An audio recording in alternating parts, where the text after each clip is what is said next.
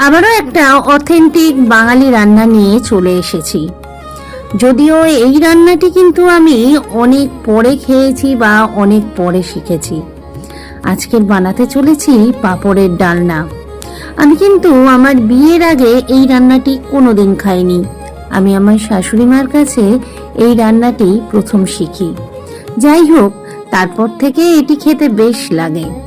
যা যা লাগবে সেগুলো তো আপনারা স্ক্রিনে দেখতেই পাচ্ছেন, তাও আমি বলে দিই। পাঁপড়গুলোকে স্কোয়ার করে কেটে নিয়েছি। আর পাঁপড়ের ডালনা রাঁধার জন্য কিন্তু সাদা পাঁপড় নিতে হবে। মশলা পাঁপড়ে কিন্তু পাঁপড়ের ডালনা খেতে ভালো লাগে না। এছাড়া বেসিক যে মশলাগুলি লাগে সেগুলো নিয়েছি। আর আমি সবসময় তো কাঁচা লঙ্কার রান্না করি, তাই কিছুটা কাঁচা লঙ্কা নিয়েছি। আর ফোড়নের জন্য দিয়েছি জিরে, শুকনো লঙ্কা, তেজপাতা। আজকের রান্নাটা কিন্তু সাদা তেলে করব।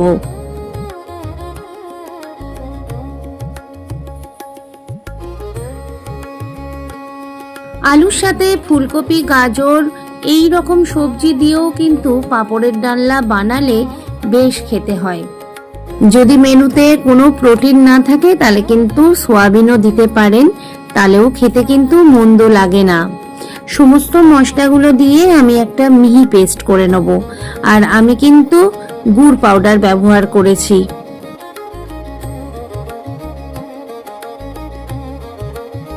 এবার একটু গরম জল দিয়ে আমি পেস্টটা বানিয়ে নেব।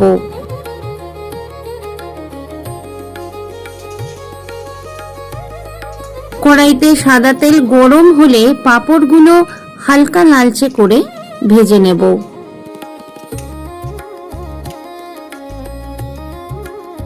এবার আমি ফোড়নটা দিয়ে দিলাম। সামান্য একটুখানি নাড়াচাড়া করে আলুটা দিয়ে দিলাম।